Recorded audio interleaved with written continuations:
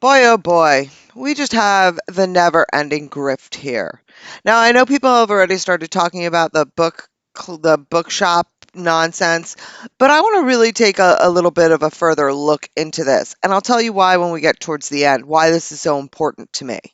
Exclusive: Meghan Markle's surprise appearance alongside Oprah Winfrey at a Montecito bookstore opening. Prince Harry helped name the space. Now, what I don't know here is it was a surprise. I am wondering about who it was a surprise to. At first, I thought it might have been a surprise to Oprah, but no, she knew it was coming. Meghan, the Duchess of Sussex, stood at the front of a new bookstore in the oceanside enclave of Summerland, California over the weekend and recalled the last time she set foot in a similar spot. Now, please tell me what the hell this little anecdote has to do with the bookstore. It was back in 2019 during a covert trip to New York from the UK to watch her friend Serena Williams play the US Open. She stayed for the night in the West Village with another friend, designer Misha Nunu. Before anyone knew Megan was in town, she went for a walk to a bookstore. For me, sneaking to New York 5 years ago was a really big deal. Yeah, you really snuck. You really snuck. That's why you had the paparazzi following you everywhere. I was still so uncomfortable being out in the world, she continued, hinting at the fraught time in her tenure as a working royal. The safety of what was I was craving, I knew I could find it in a bookstore. Ah, do we hear the classical music playing? Now, Megan has a new haven just down the mountains from her Montecito home. Godmother's, the latest shop to open in this picturesque pocket of Santa Barbara County. Oh, it's paradise, right? So, in a stately white barn across the street from a gas station and adjacent to a beach cafe, the bookstore is the dream of celebrated literary agents Jennifer Randolph Walsh and cosmetics mogul Victoria Jackson. We don't have a town square, but Victoria and I wanted to create one where people would come and feel welcome, Rudolph Walsh says. Now, let's no, I'll save that for the end. We're going to talk about who these people are. But remember those two names. You got Victoria Jackson, which is, I believe, actually Victoria Jackson Guthrie, and you have Jennifer Randolph Walsh. The idea of a neighborhood gathering place hits differently in this tunny locale, where many bold-faced names have put down estate-sized roots. Consider the list for the Godmother's opening weekend, which was not this weekend. This is a different weekend. But we didn't hear about it then, so we may as well hear about it now. Oprah Winfrey popped by the friends and family party Friday evening, holding court underneath the string lights on the patio. Meghan was in the mix, as was Prince Harry, silently pointing to his memoir Spare. Silently pointing to his Who does that? When asked if he had a book recommendation. Ellen DeGeneres and Portia de Rossi made the rounds, as did Netflix co-CEO Ted Sarandos and his wife Nicole Avant, former U.S. ambassador to the Bahamas. Like, are we getting the picture of who was here? Are we getting the picture of Harry and Meghan's true circle of friends? Everybody is telling us they're done in Hollywood. They're finished. They're nobodies. They're going to fade away. They are not. They are in with all the movers and shakers of Hollywood of a certain set. Here, how upset is Netflix with them if Ted Sarandos is sitting there partying with her and all of her friends? I don't buy it. I don't buy that they are as finished as we are being led to believe, so that we will calm down and not make waves. Don't look over here, go look over there. Since its inception, Godmothers has been sprinkled with that Montecito magic. The idea for the name started with Harry at his Beverly Hills book party. He thanked Winfrey, Jackson, and Randolph Walsh for their support, calling the trio his fairy godmothers. When plans for the bookstore took shape, Winfrey told the new shopkeepers, "There's really only one thing you can name it: godmothers." Now, the Duke's memoir features prominently on the store's Our Local Authors display. He's not local. He's not local to Montecito. He is a British royal prince. And to be quite honest, I wish he would go back to his royal homeland. Another standard bookstore feature that gets a glow up here. Megan's children's book, The Bench, is part of an assortment along with titles from Winfrey DeGeneres, Rob Lowe, Cameron Diaz, and more. So this bookshop, what this is a place where they can go and have publicity events for all of their books.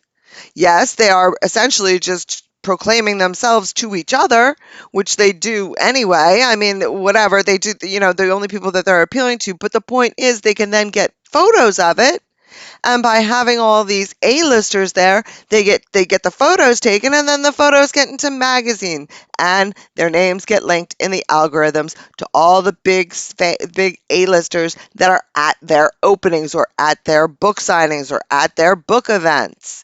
I mean, this is all just a giant publicity grift, is what this is. "It's Mayberry for rich people," roars actress Jane Lynch from one of the fireside armchairs. Yeah, it's where they go and plot the ways that they can take all the money and hoard everything for themselves and continue to live the life of rules for thee but not for me for the rest of us. Lynch was greeted enthusiastically Friday night by Jennifer Freed, a best-selling author, and Gwyneth Paltrow's psychological astrologer, complimenting her blouse, bought that day from the Johnny Was store in town. Holding a mocktail with a sprig of rosemary in it, Lynch gushes about her chosen home. "This is the most community I've ever had in my life," she says. "We all know each other. We all know each other's dogs." Well, guess what, Jane Lynch? I don't live in Montecito. I don't spend millions of dollars on my home. And I have a community where I know my neighbor's dogs. So I'm sorry that you didn't live in that beforehand, but the rest of us in the US that already have it don't want you taking that away from us, because we're happy with our communities and our lives and our existences. But we don't do it in an exclusive area where we only interact with the top 1% of the earners in the world. And I have said many times that I despise class warfare and the idea that bringing in the rich and the poor and what they have and the have nots, and saying, the have that the people that have shouldn't have it so that the have nots get some. No, I'm not saying that. I'm just saying the hypocrisy of throwing it in our face when all they are doing is sitting there making more money for each other. I mean, the networking and the sleazy, shady business deals that these people are involved with, no one in particular, allegedly, and in my opinion, I just, it's gotten to be too much. And I don't know, maybe it's the fact that, the two of those one percenters are right now fighting it out in the White House. Well, you know what? If I'm going to be under someone who is one of the 1% earners, I'm going to go with the one that actually understands business and understands that the best way to give more to everybody is to hands off, laissez faire. It's what we've always been in the US, and I'm tired of people thinking that we should be anything else. Sorry, rant over. Back to the grifters. Now, this article goes on and on. There's a lot more name dropping. They're telling us about this beautiful converted barn. They're talking about the bar down the street, which is where, they're doing the catering. I mean, like I said, this is a grift within a grift within a grift. But what I want to look at now is who these people are so that we know who these fairy godmothers are, because they are the ones that are orchestrating this, right? So first you have Jennifer Randolph Walsh, a board member at the talent agency WME, and runs the agency's worldwide literary speakers. Oh, so basically she created a place with a network of friends that are the A-listers in Hollywood, where she can now send all her little authors to. And how do we think Megan got in with all of them? How do we think? I'm guessing Jennifer Randolph Walsh. Walsh's department publishes over 200 books a year, half of those landing on the New York Times bestsellers list, one of which was Harry's Spare. And don't they say that the other one was the bench, even though we know damn well it was a piece of junk?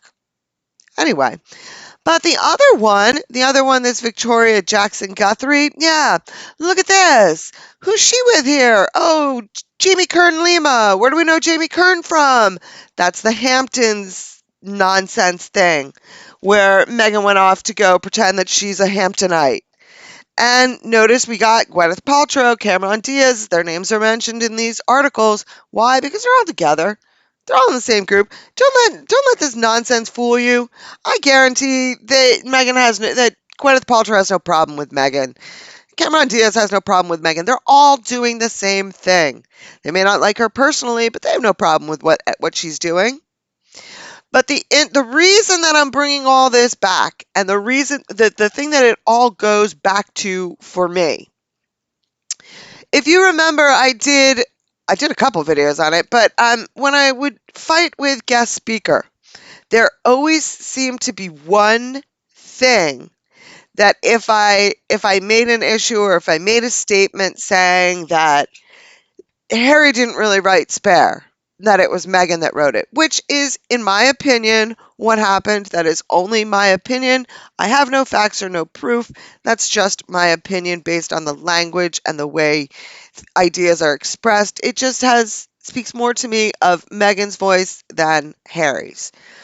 But anytime when I was conversing or debating or engaging with guest speaker, anytime I said that, the comment was censored.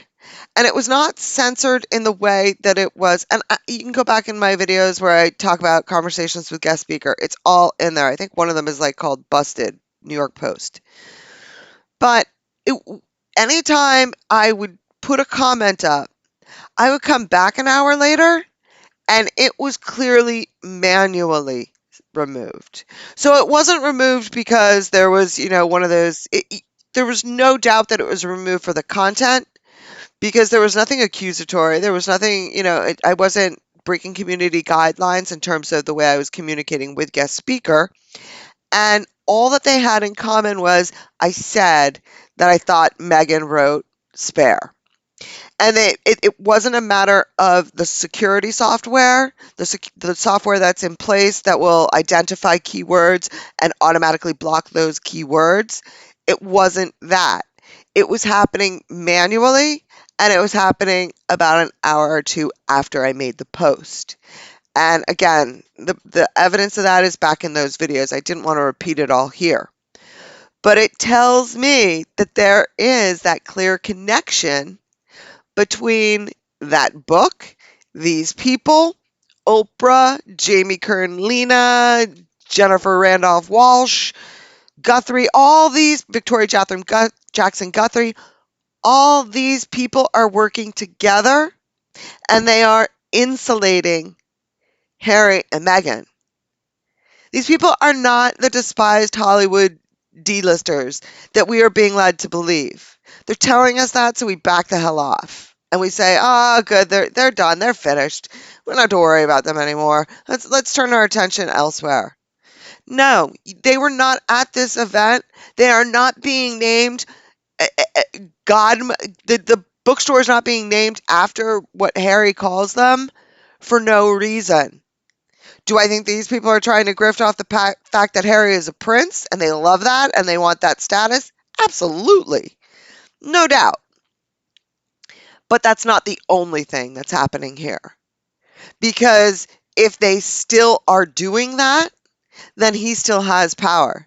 And if he still has power, she has power. And guess why he still has power? He still has power because his father has not taken any of it away from him. It's the bottom line. His father has not taken any of the power of him being a prince away from him. And since they haven't, since Charles hasn't, since the UK government hasn't, he still has that cachet. And as long as he has it, they are not done in Hollywood.